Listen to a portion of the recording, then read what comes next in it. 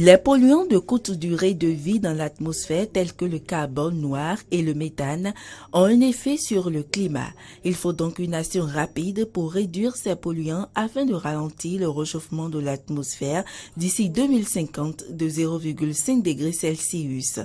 Pour lutter contre ces polluants, la Coalition pour le climat et l'air pur a été créée en février 2012 avec 11 initiatives. Et c'est dans le cadre de l'une de ces initiatives que le Bénin a été sélectionné à travers le projet de renforcement de capacité institutionnelle pour la réduction des polluants de courte durée de vie ayant un impact sur le climat au Bénin, dont le lancement a eu lieu ce jeudi 5 avril 2018. L'objectif donc de ce projet est d'augmenter durablement le niveau des actions menées au niveau du Bénin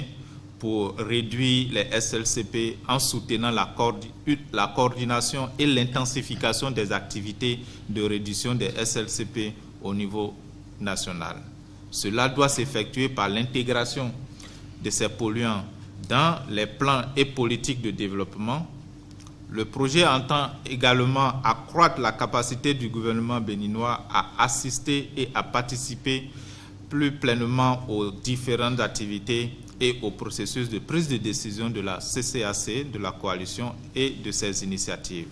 Le ministère du Cadre de vie et du Développement durable salue cet appui de la Coalition pour le climat et l'air pur pour accompagner le Bénin dans la lutte contre ces polluants à courte durée de vie, un projet qui va durer 2 ans.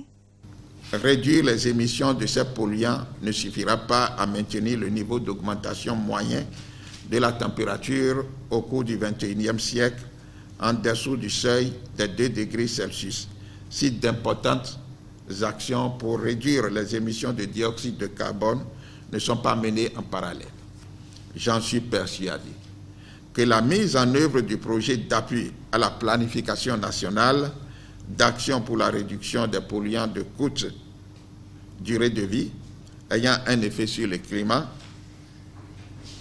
contribuera à améliorer les efforts au niveau national dans le cadre de la lutte contre les émissions de gaz à effet de serre. À la fin de cet atelier qui lance officiellement la mise en œuvre de ce projet, les participants doivent pouvoir identifier les secteurs clés, les sources et les mesures déjà prises ou nécessaires à prendre pour la réduction des pollutions de courte durée de vie dans l'atmosphère ayant un effet sur le climat.